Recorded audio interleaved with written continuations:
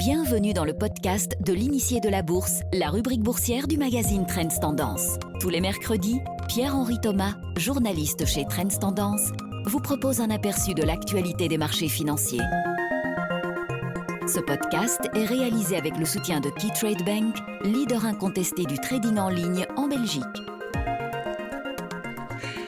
Bonjour à toutes et à tous. Quelle leçon pouvons-nous tirer de ce premier semestre qui a sans doute été un des plus fous de l'histoire financière? C'est ce que nous allons nous demander aujourd'hui. Si l'on prend le niveau des marchés l'été dernier, c'est-à-dire il y a un siècle, et le niveau actuel, les bourses ont bien moins baissé que ce à quoi on aurait pu s'attendre, en sachant que le PIB de la zone euro devrait chuter cette année de 8,5 à 9%. Le BEL 20 n'est que 14% plus bas que voici un an, le Dow Jones est 10% plus bas, l'AEX à Amsterdam 6%, et le Nasdaq est même en hausse, nous y reviendrons. Quant au taux, ce n'est pas demain ni après-demain que l'on devrait les voir remonter. Le taux de nos obligations à 10 ans en Belgique est à environ moins 0,15%, ce qui est grosso modo ce qu'il affichait en octobre 2019, et le taux directeur de la Banque Centrale Européenne est à 0 depuis 4 ans. On ne peut dissocier cette reprise spectaculaire des marchés des injections massives de liquidités par les banques centrales. C'est la première leçon de ce semestre. Contrairement à ce qui s'était passé au moment de la crise financière de 2008, les banques centrales sont intervenues rapidement et avec force. Cela a non seulement redonné confiance aux investisseurs, mais a également fourni au marché les liquidités nécessaires pour faire remonter les prix. Autre leçon, c'est la volatilité. On a connu des mouvements fous avec des écarts du simple au double entre le cours les plus bas et les cours les plus élevés sur certaines valeurs ces derniers mois. Alors oui, des mouvements de yo-yo s'expliquent lorsqu'arrive un événement totalement imprévu, mais ces mouvements ont été également alimentés par ces investissements basés sur des algorithmes, ces programmes qui achètent et vendent automatiquement lorsque certains niveaux de résistance ou de soutien dans les cours sont rompus. Et la nervosité sur les marchés va persister encore longtemps puisque on n'est pas prêt de voir disparaître ce trading algorithmique. Mais, et c'est une troisième leçon, ces mouvements en bourse n'ont plus rien à voir avec l'économie réelle. Cette déconnexion des bourses d'avec la réalité économique dure depuis des années. Ce phénomène se manifeste aujourd'hui avec plus de force encore. Les résultats de l'entreprise ne sont plus un guide pour l'épargnant. Au mieux, ils déterminent encore parfois la performance individuelle de certaines actions. Enfin, dernière leçon, le coronavirus n'a pas inversé les tendances de ces dernières années. Au contraire, elle les a renforcées. Les investisseurs préfèrent toujours les valeurs de croissance par rapport aux valeurs de rendement. C'est peut-être la conclusion la plus importante du premier semestre de l'année. La domination des géants de la technologie n'a jamais été aussi grande sur les marchés boursiers que ces derniers mois. L'indice des 100 premières valeurs du Nasdaq a gagné 17% depuis le début de l'année. Des géants de la technologie comme Amazon ont progressé de 40% en 6 mois. Cette prédominance absolue des grandes valeurs technologiques est sans doute un des grands enseignements de ce premier semestre. La parole est maintenant à l'expert de Keytrade Bank avec une analyse de l'actualité économique et financière.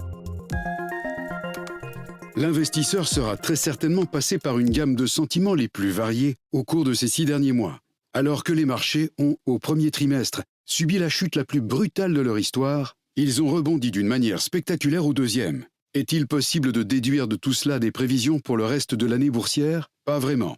Un chercheur américain propose néanmoins une série d'observations intéressantes.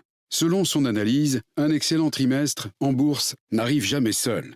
Après avoir examiné tous les trimestres au cours desquels le marché américain a progressé de plus de 15%, soit quelques 8 trimestres depuis les années 70, il constate que l'indice S&P 500 a achevé les 3 mois suivants sur un bond de 9,5% en moyenne. Au terme de 2 trimestres, le gain s'établissait à 13,9%. 4 trimestres plus tard, l'indice avait progressé de 15% environ. Au vu de ces constatations, il ne semble pas, aujourd'hui, opportun de vendre. L'analyse démontre également, selon nous, pourquoi il vaut mieux investir dans des trackers. Cette stratégie permet en effet de systématiquement profiter de la hausse des indices boursiers. Rappelons que les excellentes performances des bourses ne sont généralement induites que par celles d'un nombre limité de secteurs. Les secteurs de la technologie et de la santé se sont particulièrement bien comportés pendant la crise. Dès lors, les portefeuilles individuels qui n'auront pas contenu ces bonnes actions ou ces bons secteurs pourraient souffrir considérablement cette année. Un revers auquel les trackers permettent d'échapper. Bienvenue dans la seconde partie du podcast de l'initié de la bourse. Une des conséquences de la crise du Covid est qu'elle a provoqué une montée de l'endettement tous azimuts. L'endettement des pays industrialisés approche le record de la Seconde Guerre mondiale et dans les pays émergents, la dette est à un plus haut historique depuis quelques années déjà. Un des pays les plus endettés est l'Argentine et cela a des répercussions jusque chez nous.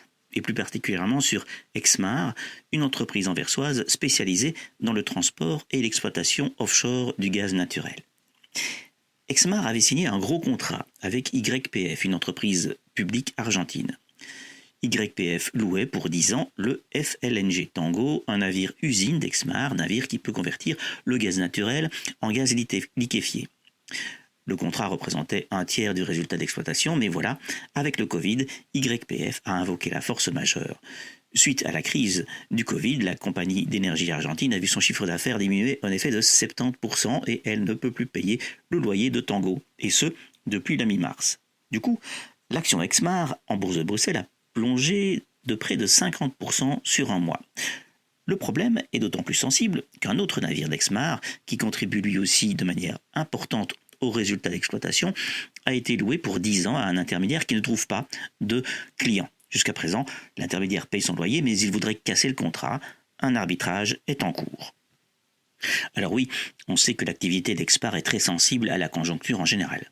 Au premier trimestre, d'ailleurs, l'entreprise avait pu enregistrer un bénéfice d'exploitation de 10 millions de dollars, mais évidemment, les résultats risquent d'être nettement moins bons au cours des prochains trimestres, et donc ne seront pas suffisants pour que Exmar puisse assumer les services de sa dette sans aller puiser dans ses fonds propres.